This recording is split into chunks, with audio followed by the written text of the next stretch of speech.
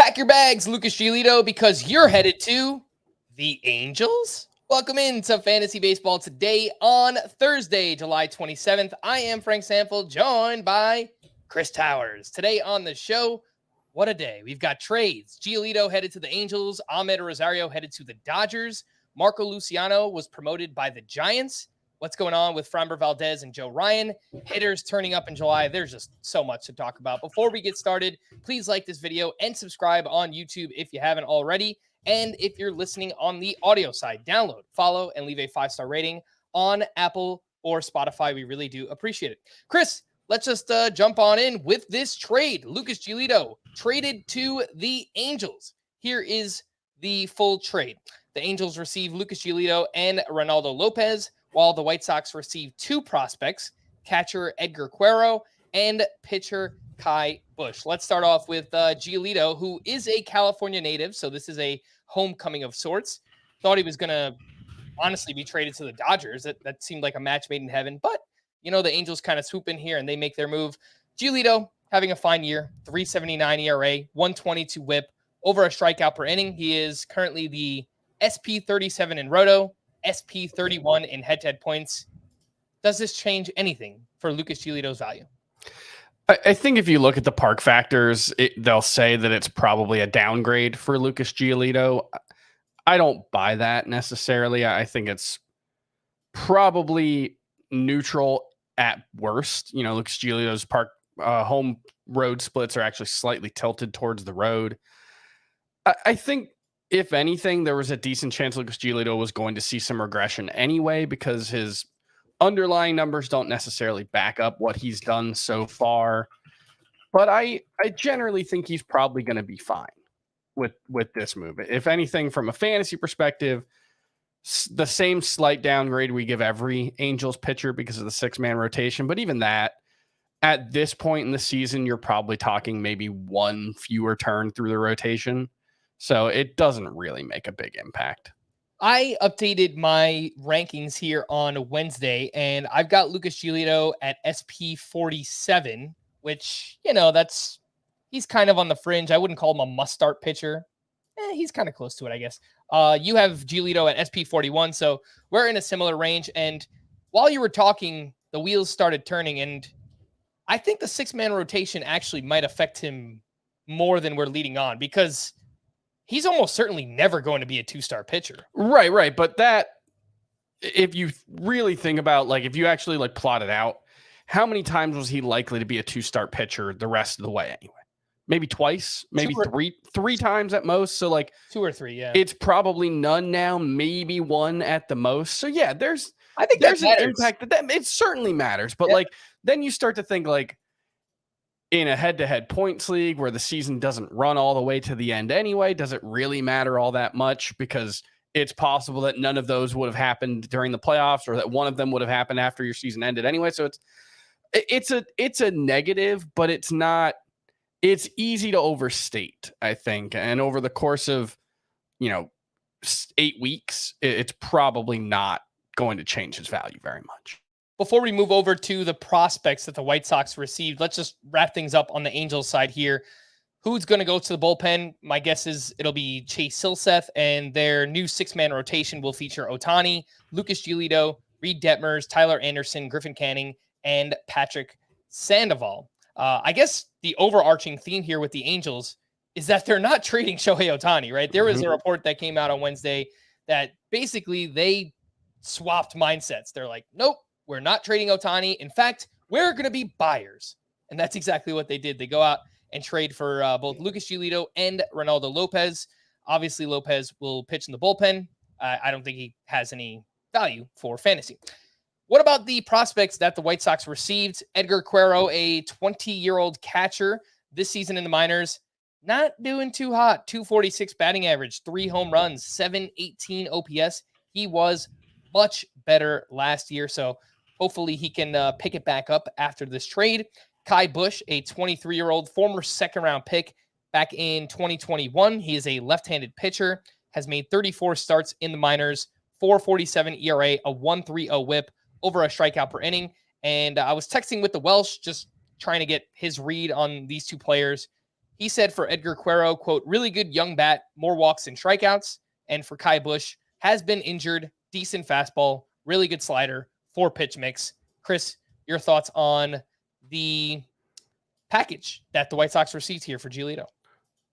If you're going to trade any type of prospects, catchers and starting pitchers are by far the most volatile types of prospects. I mean, I did a little exercise before we started where I was looking at the top catchers in baseball prospectuses, top 100 from 2017 to 2020. And it's like 2017 was like Jorge Alfaro, Francisco Mejia, Chance Sisco, Carson Kelly, Zach Collins. The following year, Francisco Mejia, Jorge Alfaro, Carson Kelly, Keibert Ruiz. The following year, Francisco Mejia, Keibert Ruiz, Joey Bart, MJ Melendez, Danny Jansen, Sean Murphy.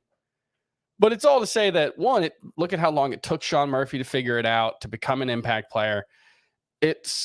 These are long shot players. Catchers take a long time to develop. They are very volatile, and starting pitchers obviously may not take as long to develop, but they're incredibly volatile assets. So I don't know.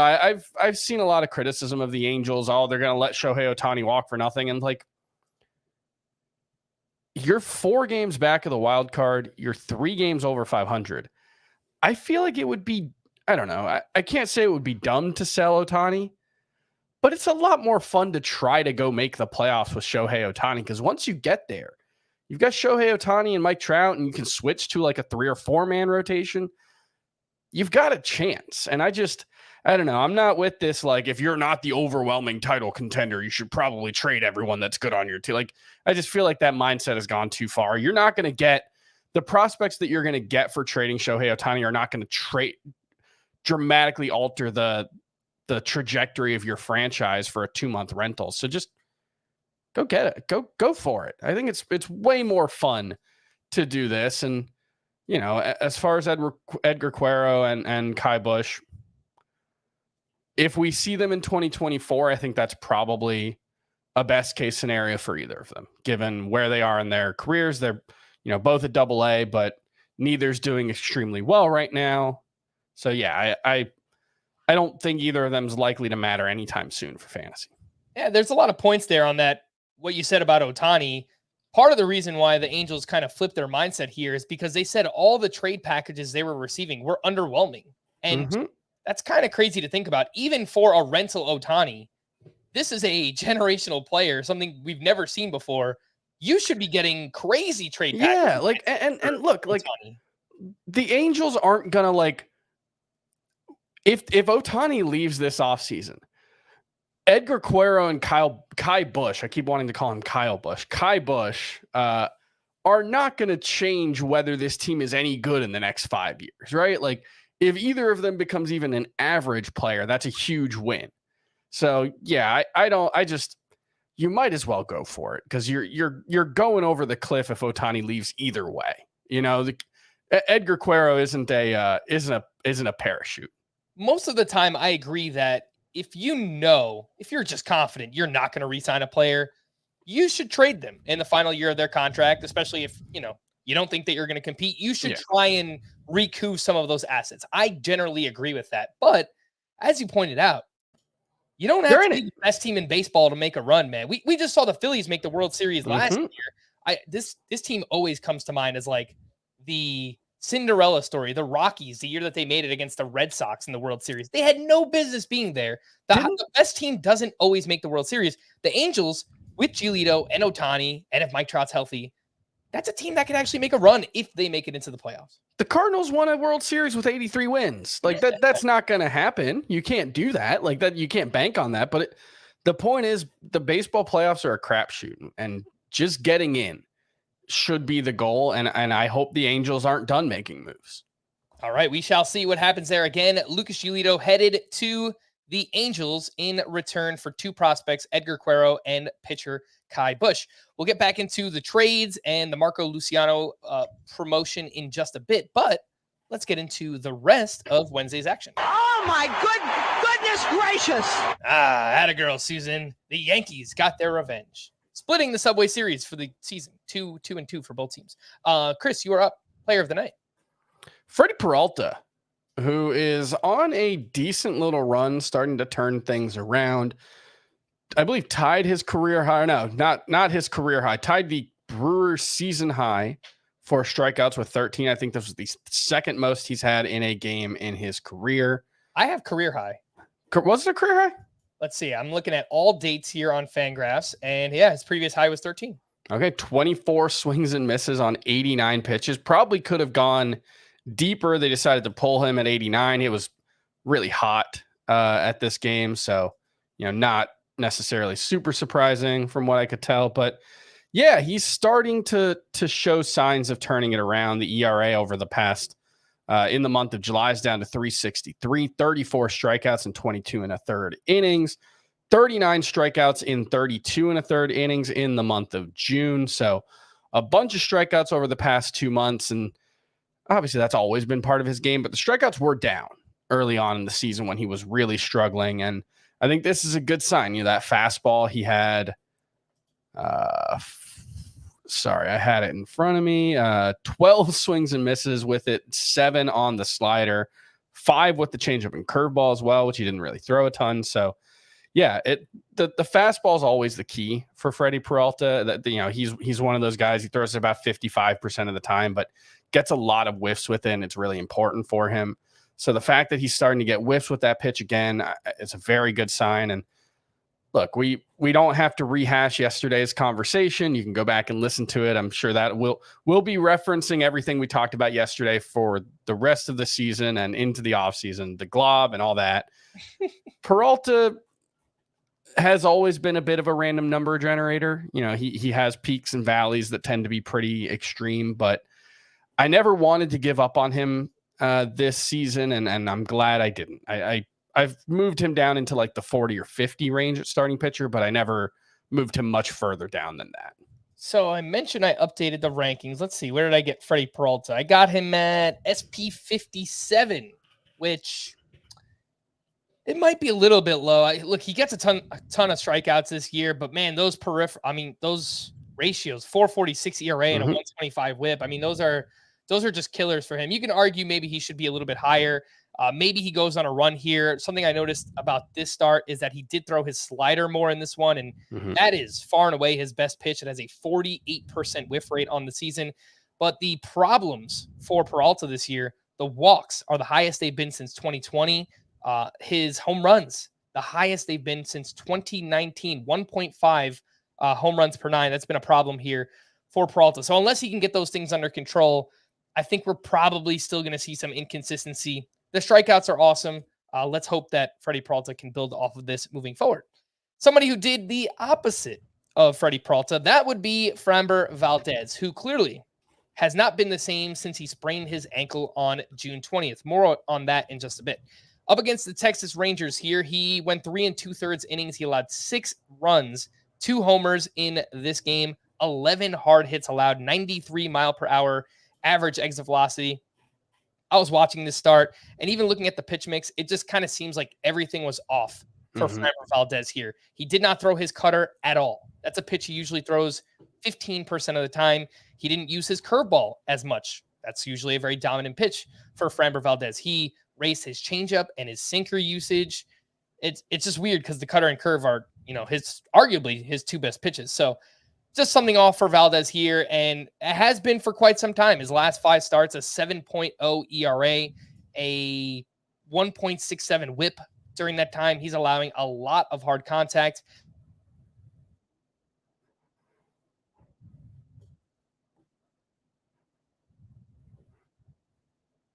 Pitcher. So maybe he was just regressing. He has allowed a lot of hard contact this year. Maybe those are just starting to fall in for hits or fall in for home runs. But this 5-start stretch does coincide with Framber Valdez leaving with a sprained ankle back on June 20th. So my lean is that he might just kind of be pitching through that right now. Yeah, it's been a weird season because he was really dominant for such a long time, but it was so different than what we've come to expect from Framber Valdez. Strikeout rate up 27% was a career high this season. Previous career high had been 23.5%. I guess he had 26% in 2020, but that was such a small sample size.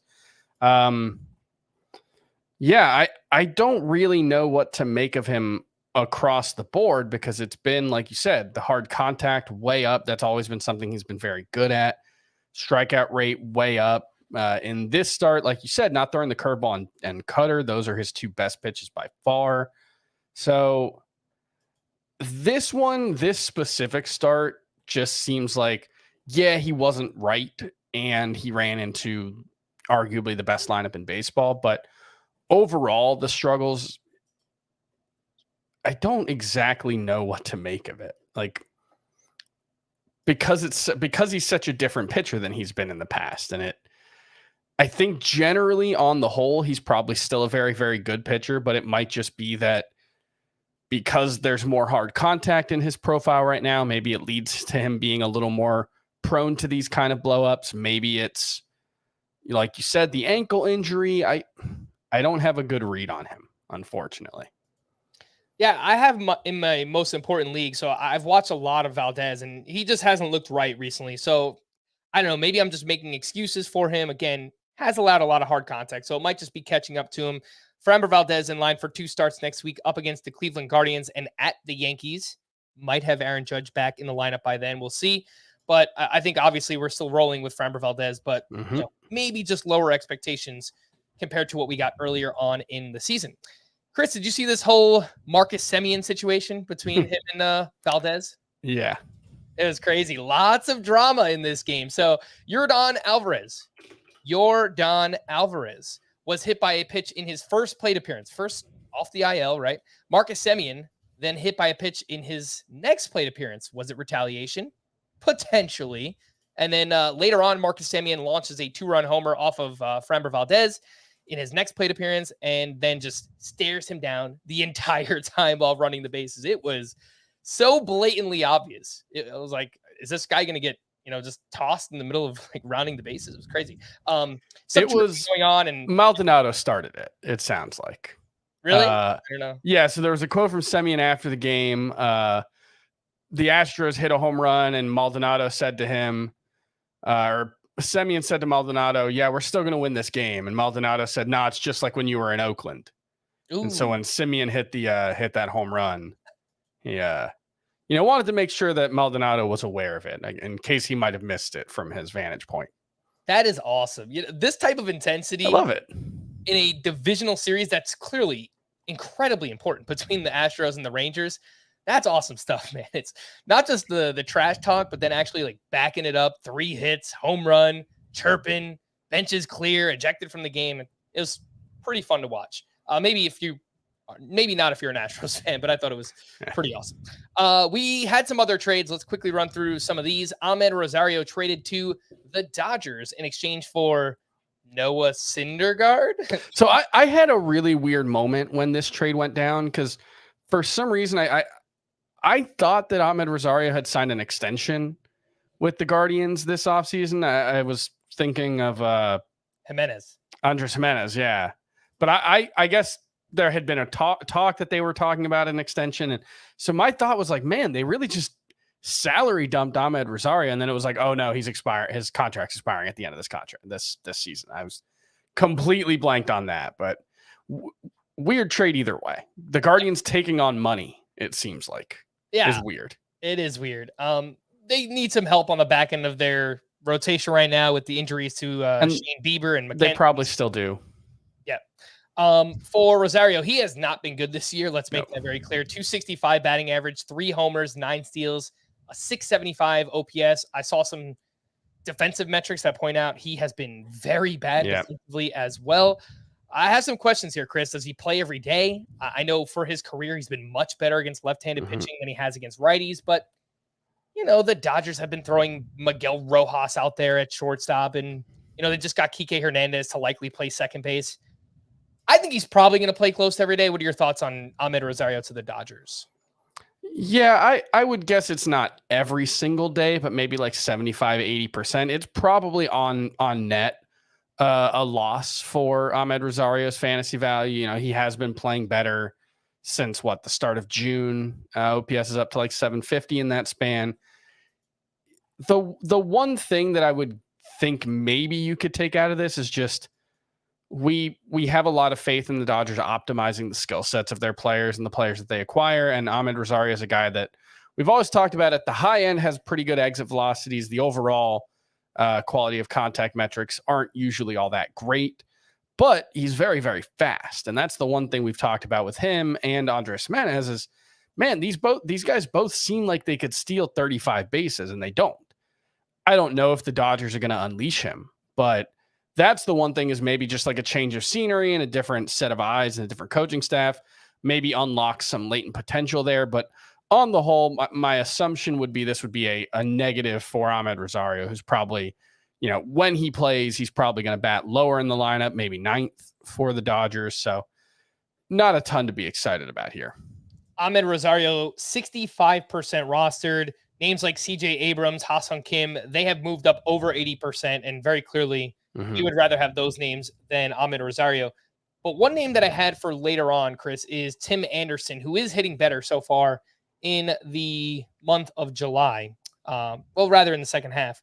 Let's say you missed out on Abrams, you missed out on Ha-Seong Kim, you're looking for a shortstop, a middle infielder. Would you rather have Amed Rosario with the Dodgers or Tim Anderson, hoping that, the second half turns out much better than the first? I'd rather have Tim Anderson. I mean, he's been worse than Amed Rosario this season, but he's been a lot better than him the previous 3 or 4. So I would definitely rather bet on that guy. We know there's more upside there, and he's an interesting one in terms of, is he a trade candidate? Because I saw some talk that the White Sox obviously already traded Lucas Giolito, and Lance Lynn seems likely to move. I don't know if anybody's banging down the door for Lance Lynn. Another bad start for him tonight, but yeah, there was something I saw, Sarah say that they're not looking to punt on 2024, and Tim Anderson is under contract for 2024. It's a team option. That makes it iffy. I could see him being traded. That's actually someone I thought the Marlins should try to go get as a buy low, but I would rather have Anderson than Rosario. I think if you're the White Sox and you do kind of want to keep some of this team together, I think it's probably better for the White Sox to sell and just kind of build everything back up. But now is probably not the time to trade Tim Anderson, because his value is probably the lowest it's ever been in his career. So might not make much sense there. But it's also, if he doesn't turn it around, there's a decent chance he's DFA'd this offseason, or that they don't pick up the option, I guess. Yeah, that is correct. You might be right about that. As a result of Amed Rosario getting traded, it sounds like the Guardians are going to call up Oscar Gonzalez here on Thursday. I don't know if he's going to play every day. Did want to point out that since the start of June, he has played much better in the minors. 301 batting average, 8 home runs, 2 steals with an 879 OPS. Just a name in very deep leagues. 15-team roto, 5 outfielders, or AL only. Oscar Gonzalez. We liked him as a sleeper coming into the season, and then things just kind of went sideways for him. Yeah. Who plays shortstop for the Guardians moving forward? Gabriel Arias started there on Wednesday, and I think he actually stole a base too. I think long-term what they're looking at here is their 22-year-old prospect named Brian Rocchio. This season in the minors has hit 298 with 19 steals and an 816 OPS. He has been much better in the past, but I think he's a name to watch. Again, in deeper leagues, it's Brian Rocchio. Could get a chance to play shortstop for the Guardians. I don't think there's much to add on Noah Syndergaard, right, Chris? No. And the other very much smaller trade on Wednesday, the Marlins, your Marlins, they traded away Dylan Floro for Jorge Lopez. What was the point of this trade, Chris? Dylan Floro has much better underlying metrics than Jorge Lopez, and Jorge Lopez is under contract or is arbitration eligible for 2024, and Dylan Floro is not. I think that's all it is. The Marlins probably view it as a lateral move with an extra year of club control. That's my only assumption. There was some talk that they think that they can fix him, and maybe they can. He still throws really hard. He's been pretty awful for about a year since he got traded to the Twins. So I don't know. I saw Craig Mish said this means the Marlins are buying, and it's like, well, if this is the part of the store they're shopping at, I don't know if I want to call that buying. Oh, gosh. Yeah, I don't know about that one. Let's take our first break, and when we return, we will talk about Marco Luciano, promoted by the Giants. We'll do that right after this. In 3, 2, 1. How you doing? Run, Forrest!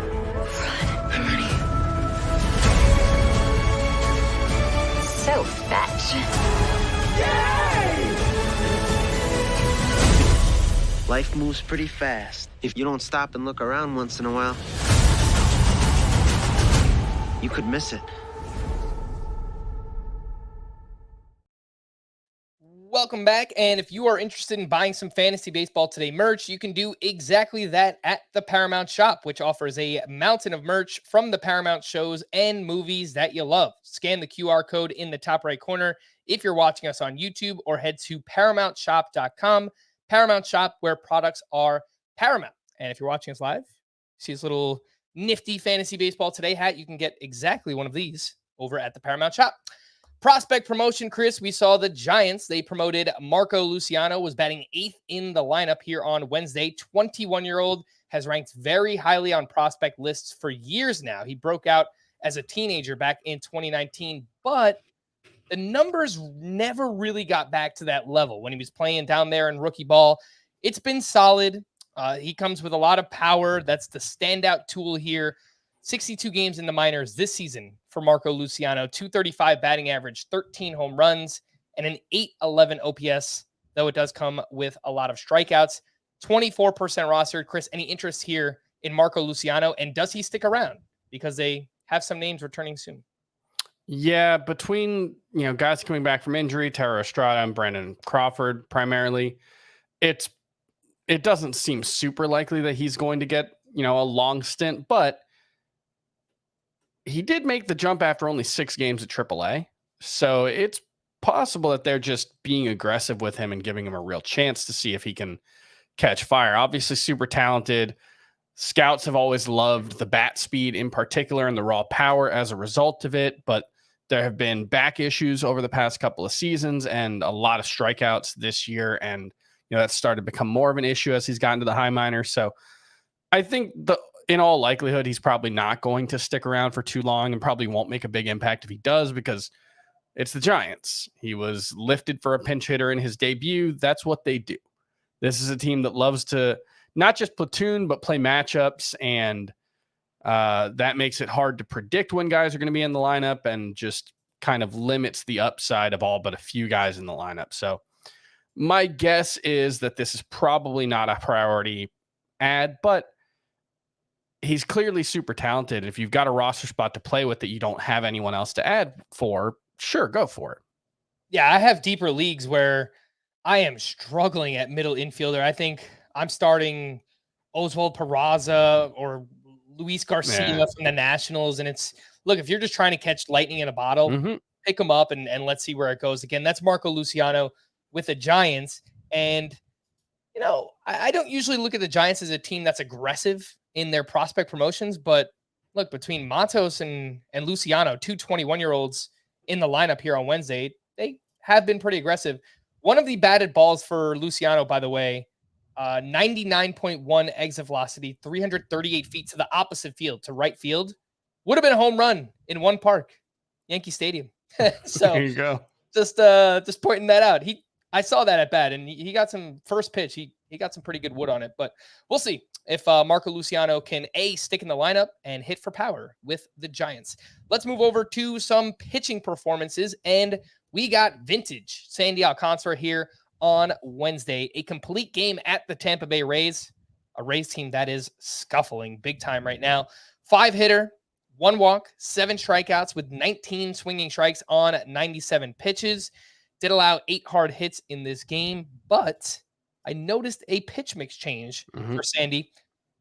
Not drastic, but everything's always going to be 20 to 30% for him. But I think it's worth noting. He threw his slider 28% in this start. It's 21% on the season. That has been his best whiff pitch this year. 37% whiff rate on that slider for Sandy Alcantara.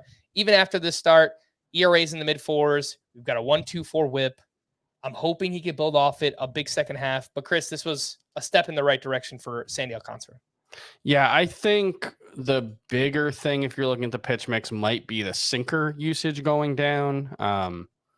Because that's something he's been throwing his sinker more this season. And it makes sense in as much as it's a pitch that he can get ground balls with, but he gets ground balls with pretty much everything he throws. And The biggest issue, he's throwing his sinker 22% of the time against left-handed batters. Last season was 16% of the time, and that's a trend that you don't really want to see. Smart organizations, there was a really good piece, I want to say in Fangraphs recently about just pitchers, the success rate the pitchers have throwing their sinkers against opposite-handed hitters, and that's not what you generally want to see. And so hopefully going away from the sinker, especially against lefties, will help him out, because I think that's part of what his struggles have been. But look, my thing with Sandy Alcantara has been across the board that I haven't really had a good sense of why he's been so bad. And so I've expected him to turn it around. I've dropped him in the rankings a bit, but I don't think he's gotten lower than 15 at any point for me. And maybe he's lower for you or Scott, but I have faith that he's going to turn it around, and it very well could have happened today. I'm looking at the rankings now, Chris. You have him at SP 17. I have him at SP 18. This is Sandy Alcantara. And should I say the word? Chris? If I drop him any lower, we get into the glob. And he's not in the glob. I don't know. Maybe he deserves to. Like, the way he has pitched. He has deserved to be in the glob this year. But he has deserved it. But we know that there's much more upside in there than we've seen. And this is something that, like, I had somebody on Twitter say, I'm going to drop Sandy Alcantara. And I was like, fine, drop Sandy Alcantara. Who are you adding that is going to make it worth dropping him? Nobody, probably. But, like, if you feel that's what you needed to do after his most recent start, okay. But this is always the reason why you shouldn't. Because anybody that you're going to add, nobody that you're going to add has complete game shutout as a realistic outcome every time they take them out. And this is a guy who had 6 complete games, 3 shutouts last season, led the league in both regards, was going, like Scott mentioned in yesterday's podcast, one thing that can differentiate pitchers from the glob is like we'll throw Gavin Williams today. What do you go, 4 2/3 in this one? Just 4 innings. 4 innings. That's a reasonable outcome for Gavin Williams. He didn't actually pitch all that poorly. It's not like he got crushed. It was just he was inefficient. He got pulled after, I think, 87 pitches in 4 innings. And, like, that's a thing that happens to a lot of pitchers with talent in Major League Baseball today. The best case scenario for Gavin Williams, most times he goes out there, is going to be 7 innings. The best case for Sandy Alcantara is 9 innings every time. He can legitimately do that. And that's something that very few pitchers can say. So even if you're frustrated, even if you're disappointed, even if you don't think he's going to be as good as he was last season moving forward, he's still too good to give up on. And I think he's one of those players, while it's been frustrating, you just leave him in the lineup, because I had people tweet at me today saying, this is why you don't bench Sandy Alcantara, because the first time you do, you wind up missing out on a start like this. So let's move over to some pitchers who did not pitch as well as Sandy on Wednesday. Another rough outing for Joe Ryan, which pushes his ERA up over 4 on the season. Up against the Mariners, 3 2/3 innings, 4 runs allowed. Did have 7 strikeouts, but he allowed 2 more home runs in this start, giving up some hard contact, and he's now allowed 4+ earned runs in 4 of his last 6 starts. Home runs have been a massive issue here for Joe Ryan. During this 6-start stretch, 7.62 ERA, 1.7 whip, tons of strikeouts, 48 strikeouts over 28. Strikeout numbers have been nuts. Crazy. 13 homers, 13 home runs allowed in 6 starts. Lots of hard contact, a crazy high fly ball rate, 57%. This is part of what we're worried about Andrew Abbott, is that you give up this many fly balls and you give up hard contact. It's like, you're kind of walking a fine line there. But this is what the bad looks like with Joe Ryan. Chris, your thoughts here? And do we keep him in the lineup? He's at the Cardinals next week.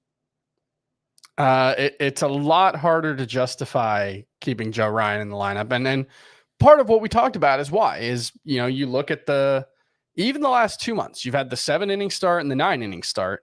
Other than that, it's maxed out at about 6 innings pretty much every time. Like, I think he's a good pitcher, and it's actually 15 strikeouts over the past 8 starts, if you want to go back to, because he had two strikeouts there. And I think it's like 64 strikeouts in 45 innings or something like that. The strikeout numbers are bonkers, but that's also because he's throwing a lot. He's facing a lot of batters per inning, so the numbers are inflated there. I think he'll be better than this moving forward. I don't think he's going to keep allowing, what are we up to, 3 home runs per 9 over the past like 2 months or something like that. I don't think that's. I have him at 1.55 home runs per 9 on the season. That's tied for 10th among qualified starting pitchers. Yeah, that sounds about right. I think that's always going to be an issue for him. He is a fly ball pitcher that, you're going to have to rely on soft contact, but sometimes you just have bad luck. Sometimes you just run into not pitching optimally and running into a little bit of bad variance, and things are going to get really ugly for you. So, yeah, I think what we're seeing is that Joe Ryan's not the ace he looked like at the start of the season. He's not nearly this bad either, but maybe it's more like he's a 3.6 ERA pitcher with very good whips and a lot of strikeouts, but a frustrating ride along the way. Joe Ryan is a tough pitcher to rank right now. I still have him inside of my top 20 because those strikeout numbers and the underlying numbers just in general are still really, really strong for Joe Ryan, but it's getting harder to justify. So, yeah, I mean, I had moved him up as high as 18 in my roto ranks, and I clearly have to move him down. But like looking at those rankings, I've got Dylan Cease at 20 and Pablo Lopez at 21. Kind of the same issue for both. Like those 3 guys, it's kind of a Spider-Man meme, which is I was going to make the joke that Joe Ryan and Bryce Miller were doing the Spider-Man meme today because they were just throwing a bunch of really hard fastballs and giving up a bunch of ding dongs today. But Ryan, Pablo, and Dylan Cease are all kind of the same guy right now. Yeah, I was actually going to use Pablo Lopez exactly, and I think it makes even more sense because they're teammates on the Twins, but it's just ERAs over 4, great whips, tons of strikeouts, but they have about as much downside as any pitcher on a per start basis. I'm looking at the rankings and it's like, I want to keep moving him down. 22 feels too high, but like Logan Gilbert and George Kirby kind of have the same problem. Julio Urias, I don't know what to make of him right now. I think I could move Tyler Glass now above them, but even that, if you're talking about the next 2 months, get him up there, Chris. Well, it's just, you never know with Tyler Glass now. He's thrown like 80 innings in the past 3 seasons. I moved them up to SP12. Maybe I'm crazy. But I think that's perfectly reasonable. I think he's clearly not part of the glob. Yeah. Who else is not part of the glob is I don't know if Joe Ryan's not part of that anymore. Yeah. I don't know either. I think that's perfectly reasonable with Joe Ryan. Let's hit the news and notes, and then we'll get into some hitters that are heating up in the month of July. There were some rumors floating around that Aaron Judge was on track to return on Friday against the Orioles, but when Aaron Boone was asked about that, he just said he wouldn't rule it out, but he did not confirm it either. So I think they're waiting till Thursday when you're listening to this to see how Aaron Judge has responded to playing these simulated games. And if he feels all right, then I think he probably is going to be active on Friday, but I think Thursday will be very telling here for Aaron Judge. Juan Soto was held out of the lineup Wednesday with an injury to his right middle finger, which has apparently bothered him since spring training. Never heard a peep about it. Soto will get an MRI on Thursday, and it might explain why he got off to such a slow start this season as well. Both Yordan Alvarez and Jose Altuve returned to the Astros lineup on Wednesday. Altuve was leading off. Chris, I thought it was interesting. Alvarez, 5th.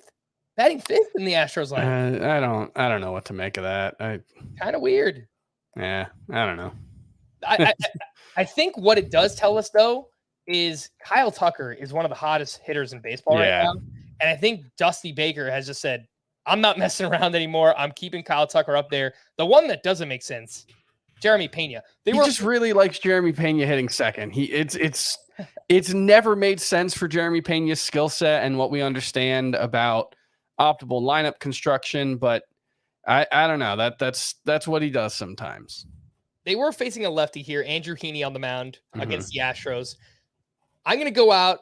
This is just my prediction. I think when they face a right-handed pitcher, I think we're going to see Kyle Tucker bat second. I think we're going to see Altuve, Tucker, Bregman, Yordan Alvarez, and then Jose Abreu. I hope so. Top 5. But we'll see. Maybe I'm wrong.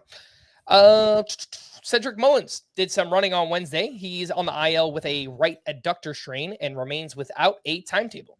Nathan Eovaldi is likely to start Sunday at the Padres. He was skipped earlier this week for rest purposes, aka his velocity has been down recently.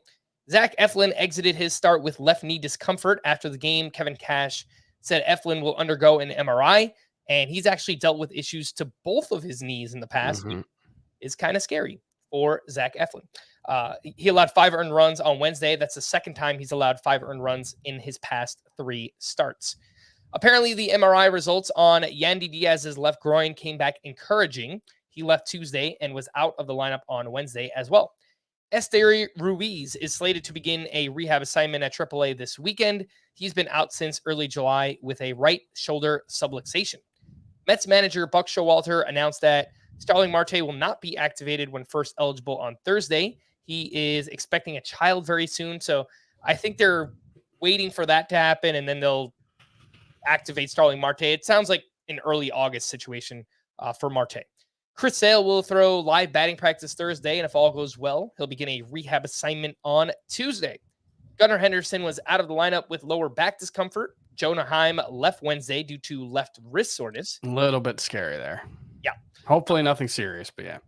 I think when updating the rankings, I think Jonah Heim is the top scoring catcher in head-to-head points leagues this year. That makes perfect sense. He's still on like 110 RBI pace, I'm pretty sure. It is crazy. Yeah. Even more than Adley Rutschman, who is created in a lab for points leagues. He is so good for points leagues. Yeah. He has 427 plate appearances as a catcher. Mostly catcher, he DHs here and there. MJ Melendez and Dalton Varsho, who play outfield for their respective teams. They're in the lineup every day. They are below 390 plate appearances. Adley Rutschman has 427. He is built different for points leagues. He just gets so much volume. He is fantastic in that format. Well, he's great for every format, but especially in points leagues, that is Adley Rutschman. Jorge Polanco is set to return this weekend, and it sounds like he'll play third base for the Twins in order to keep Edouard Julien in the lineup. Good news for him. Michael Wacha threw 25 pitches in a bullpen session Tuesday, his first since landing on the IL back in early July. Hunter Green threw a side session Tuesday as part of a core stability program. It sounds like he could return sometime in August. Nick Lodolo, not expected to return to the Reds until September. He threw a bullpen session Tuesday, his first since landing on the IL back in May, with a left tibia stress reaction. Last but not least, Jesse Winker. That's right, that Jesse Winker. He landed on the IL with back spasms. Let's take our final break, and when we return, we will talk about hitters who are heating up in July. I've got some waiver wire moves as well. We'll talk about that right after this. They say patience is a virtue. But for some things, we can't wait.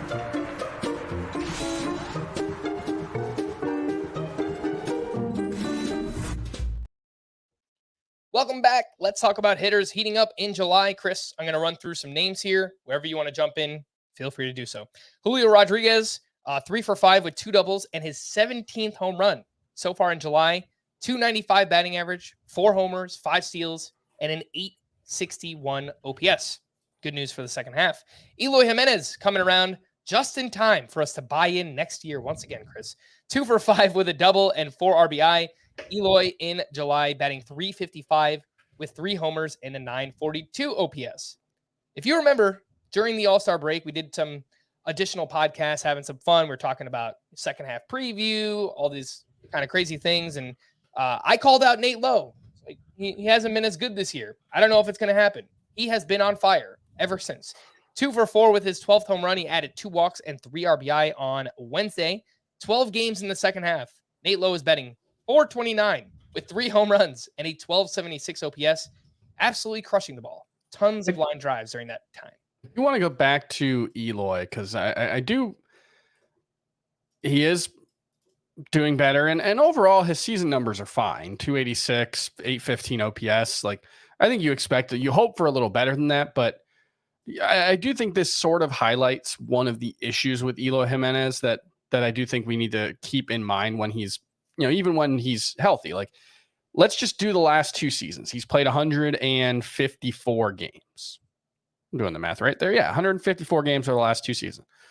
hitting right around 290, 29 home runs. That's excellent. 100 RBI exactly. That's pretty good. 73 runs, 0 stolen bases. So when you're talking about a roto league, especially, but even a points league where, he doesn't strike out an overwhelming amount, but he also doesn't really walk. 46 walks in 154 games, I think is what I said. It's just, we view him as this really high upside player. And I think there is a path to some upside. If he hits 310 instead of 290, then that's within the realm of possibility. But it's a fairly limited skill set. He's a really bad base runner. He doesn't get on base very much. And so you're really looking at, even in a best case scenario for Eloy Jimenez, it's probably a 3 category contributor. And that's still useful. It's just something to keep in mind when we talk about the clear risk factors involved in a guy who has struggled to stay healthy every season of his career pretty much. And also when we talk about the upside, that it may not be as much upside as we hope for as an overall profile. I think the upside, Chris, lies in those 3 categories, right? Yes. I've always thought, and maybe it's not fair to bring this player's name up, Nolan Arenado is clearly a better baseball player than Eloy Jimenez. But I always thought if Eloy had that breakout season, it would look like Nolan Arenado, right? It would be a 300 batting average, 30 to 35 home runs, a ton of RBI. But if you look at Arenado's best seasons, he didn't score that many runs either. So and especially outside of cores. Yeah, I always thought that could be the upside play for Eloy, but he just he doesn't stay healthy enough to make Yeah, Arenado is basically on like an 80 run pace right now too. He scored 73 last year. The natural comp I've always made was Jose Abreu for Eloy Jimenez. Similar profile. I think that's fair. Solid bounce back season for Whit Merrifield, who went 2 for 4 with his 7th home run, added 4 RBI. He is having a huge July, 352 batting average, 5 homers, 2 steals with a 969 OPS. Whit Merrifield was very pedestrian before this. If you look at May and June, he was not all that great, but he's turned it on in July. He was great in April. So he's kind of, bookend some not so great months with really great months for Whit Merrifield. Nolan Gorman, 3 for 5 with a double dong. He added 3 RBI, and he had that horrific June, Chris, but man, just great again in July. 282 batting average, 7 homers, 994 OPS. I moved him back up the rankings. I don't know if I moved him up enough. You let me know. I put him at 15th at second base, 15th at third base. He's just behind Gleyber Torres at second, just behind Gunnar Henderson at third. Does that sound right for Nolan Gorman? Yeah, so I've got him at 17 at second base, just behind in Roto, just behind Whit Merrifield, that's a tough one because that's so team dependent, but I think I'd rather have Nolan Gorman, and it was 1 spot in my overall ranking, so that's an easy one. The other one, and I don't know where you have Luis Arias, who I feel like is just an incredibly difficult player to rank because it's like he's kind of a 1 category guy for fantasy. Like, I actually don't know what the counting stats are for him. I can't imagine they're particularly impressive. They're very bad. He's actually just much better in points leagues. That's what it comes down to. He's 42 runs and 51 RBI that's like 150 run plus RBI pace. So it's really the best source of batting average in baseball and nothing else. I think you can make a decent case for Nolan Gorman ahead of him. Where it gets tougher is like Justin Turner and Ryan McMahon, who are kind of similar players, but I think you can make a case for him over those guys too. So yeah, I think you can move him up. I love Justin Turner, Chris. What he's done this year, he ranks very highly in points leagues, Roto. It doesn't matter. He's chipped in some steals. The counting stats have been great. It's a good batting average. I think I have Turner top 12 at each of first base, second base, and third base, just because of how good he's been, regardless of format. So shout out to Justin Turner. He's getting it done. Luis Arias, by the way, his pace numbers this season. Imagine this. No way. Someone who bats 373. He's on pace for 67 runs scored. And he hits at the top. He hits leadoff. How is that possible? Yeah, it's wild. 78 RBI, it's a little better, but gosh. No, it's really like it's not a knock on him. It's his, it's his surroundings, he's below average or average in 4 categories, and then he's by far the best in baseball in 1. It's just a bizarre profile. And imagine if Luis Arias led off for the Rangers, Chris. He'd probably be on pace for 220 runs in RBI. Yeah, it's that run number is so low. Insane. Like, it's just like Jorge Soler must hate him. Jorge Soler just must have never hit a home run with Luis Arias around on base. Because, yeah, I don't know. That's interesting. Very interesting. 3 waiver wire hitters that are heating up in July. James Outman, 2 for 4 with an RBI. Back-to-back big games for him so far this month, hitting over 300 with 3 homers and 3 steals. Has the strikeout rate down to 27% in the month, which is certainly manageable for James Outman. Lars Nootbaar, 3 for 4 with his 8th home run. He's having his best month yet. Maybe he's finally healthy. 298 with a 416 on base percentage, 4 homers, 2 steals, 916 OPS for Lars Nootbaar. And Tristan Casas, the guy is red hot, 2 for 2 with 2 walks and his 15th home run. He's batting .365 with 6 homers and a 1284 OPS in the month. Chris, do you think any or all of these players are verging on must add, must roster? Outman, Nootbaar, and Tristan Casas? No, I think you can make a case that Casas roster rate should be higher than 56%. And we talked about it the other day. I'd love to see the Red Sox just like, let's let him play against lefties and see what he does, because most of his plate appearances against lefties came in April when he wasn't hitting anybody. So I would love to see him get that opportunity, because I do think the breakout could be legitimate. He's incredibly talented. The quality of contact metrics are very good. So I hope we see that, but hope and expect are 2 very, very different things. Nootbaar, it's just like, I noticed his season OPS is like 800. Like he's been disappointing, I guess, but it might just be that the profile is not super great for fantasy because it's so OBP heavy, and that, obviously is great for points, but because he doesn't always play every day, maybe it holds him back. The one thing I will say there, though, is the Cardinals have said they're going to be selling. They have a glut in the outfield, and it wouldn't surprise me if Tyler O'Neill and or Dylan Carlson were both moved, in which case, that could clear up more consistent playing time for Nootbaar. I'm going to go ahead and just make excuses for Nootbaar because, I loved him coming into the season. I just don't know that he's been healthy up until this point. Back in April, he had a bruised left thumb. He went on the IL in late May, bruised lower back. He went on the IL in early June, returned on June 19th. So maybe just now he's kind of getting his footing underneath him, and he looked great in the World Baseball Classic. I just don't know that he's been healthy, and I'm hoping for a big second half here for Nootbaar. I think if of any of these names, I think Nootbaar is the one that's probably closest to a must roster. But man, Casas is doing some really, really interesting things right now. Just wish that he would play every day.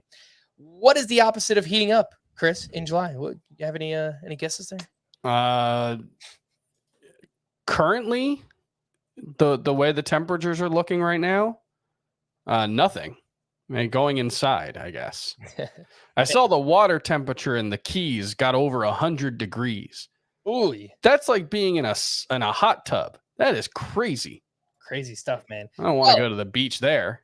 The opposite right now are those Tampa Bay Rays, and 3 names in particular that have just cooled off in July: Wander Franco, Randy Arozarena, Josh Lowe. We've talked about, Wander Franco here and there. Not much on Randy and Josh Lowe, Chris. Any actual concern with those 3 names? Not with Randy. We've doubted him enough that that it's a slump. Wander Franco, we talked about him. I think we still took him in the second round in that redrafting the first 2 rounds thing that we did a couple weeks ago. And I was the one who took him, I think. I didn't have him in my top 24. I had him top 35-ish. And just, we're reaching the point now where like April and May of this year look like pretty significant outliers for his career. He's still 22 or 23. So you don't want to say the book is written at all. He's clearly made leaps this season, but now we need to see him bounce out of this and bounce back with a strong August and September.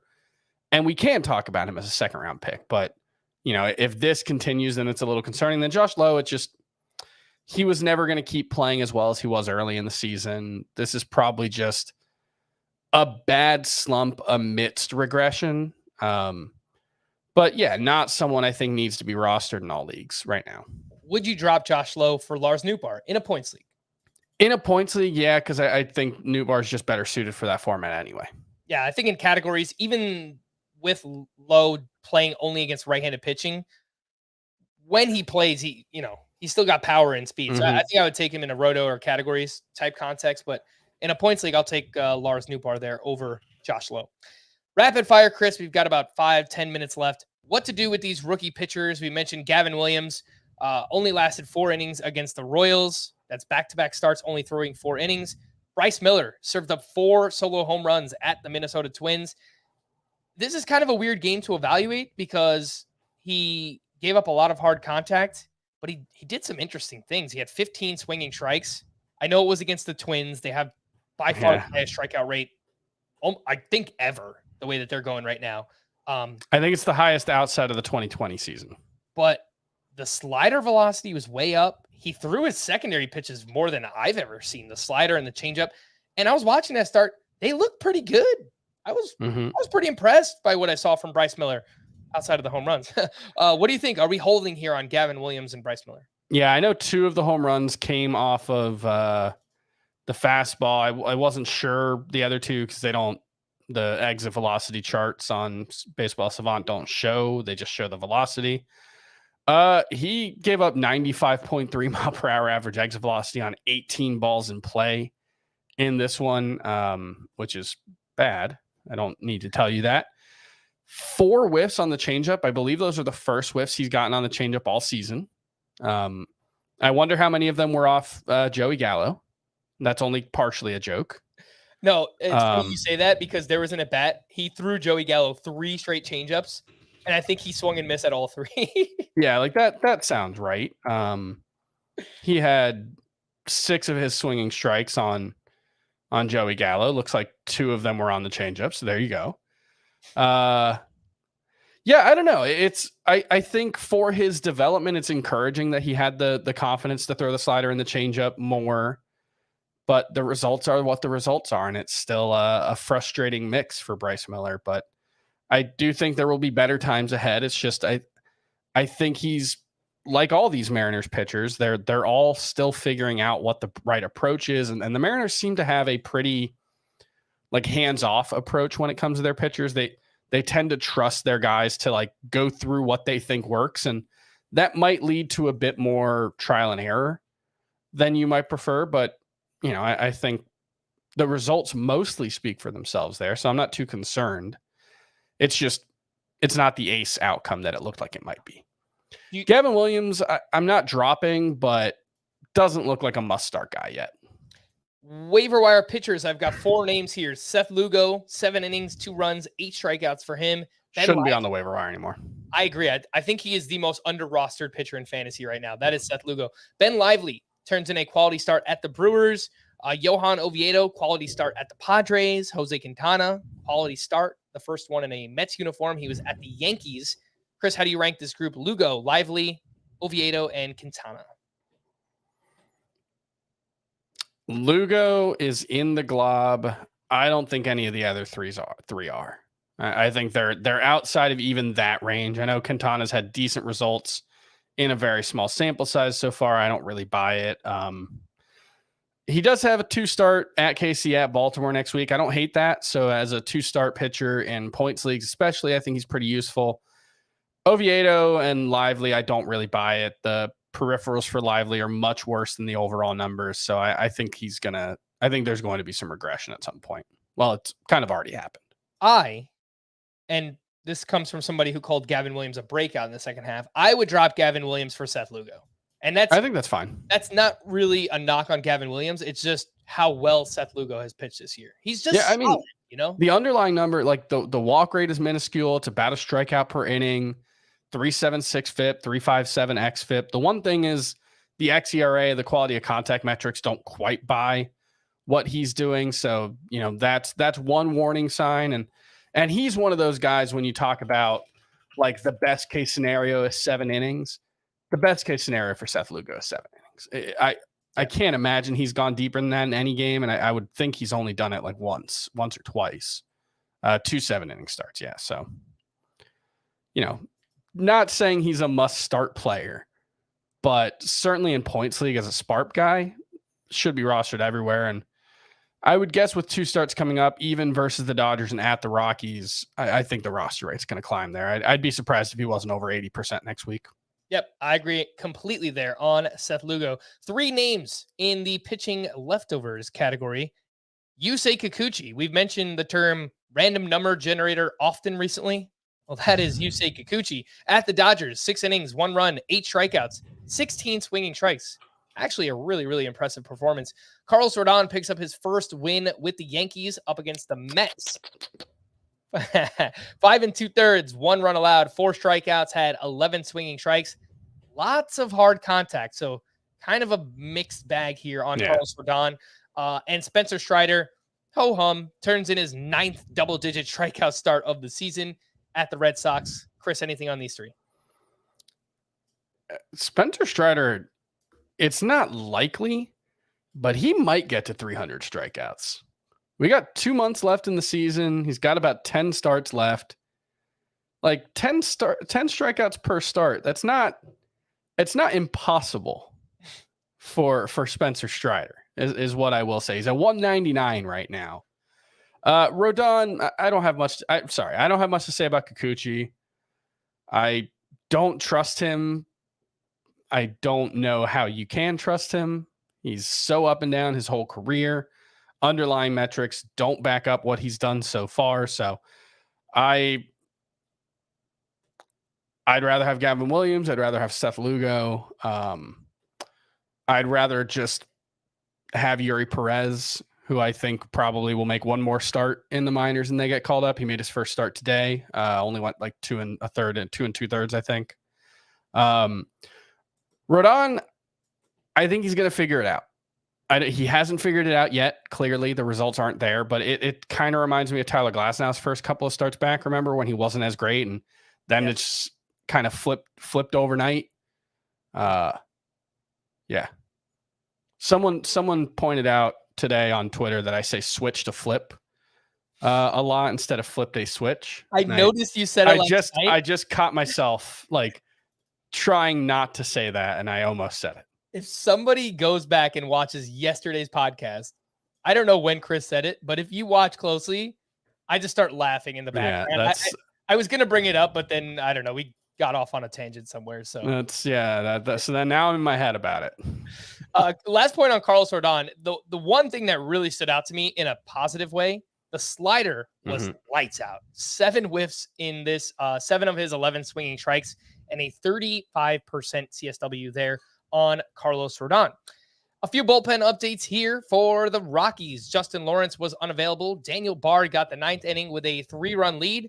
He gave up 4 runs on 4 walks and a hit, took his 2nd blown save and 2nd loss of the season. For the Mariners, Paul Sewald was unavailable. Andres Munoz picked up his 2nd save. For the Brewers, Devin Williams struck out 2 for his 26th save. The Pirates, David Bednar allowed a run but picked up his 20th save. For the Phillies, Craig Kimbrell entered in the 8th inning with a 2-run lead. He was facing the heart of the Orioles lineup, 3, 4, and 5. Struck out 2, and then Gregory Soto pitched a clean 9th inning for his 2nd save. I still think Kimbrell's the closer. I just think they wanted to use him in the biggest leverage spot of the game. For the Yankees, Clay Holmes struck out 1 for his 14th save. For the Red Sox, Kenley Jansen also struck out 1 for his 22nd. And for the Cubs, Adbert Alzolay picked up his 11th save and is only 41% rostered. So if you do need a reliever in a points league, or you need saves in a daily categories league, whatever it might be, Adbert Alzolay, he is out there in lots of leagues. Let's wrap up with to stream or not to stream, Chris. And on Thursday, I think we said Chase Silseth at the Tigers and Josiah Gray at the Mets. Yeah, I think Miles Michaelis against the Cubs, if he's in the streaming range in roster rate, I'm not sure, but don't really have much interest in anyone else. We did gain another game because the Angels and Tigers got postponed on Wednesday. So Patrick Sandoval, that's an okay one. Yeah, Sandoval and Lorenzen, they were both bumped. Would you be okay with Lorenzen versus the Angels? I don't love it, but it's fine. Yeah. Okay. On Friday, we're going old school style here because I didn't have enough time to write all these names out. So, Reese Olson at the Marlins.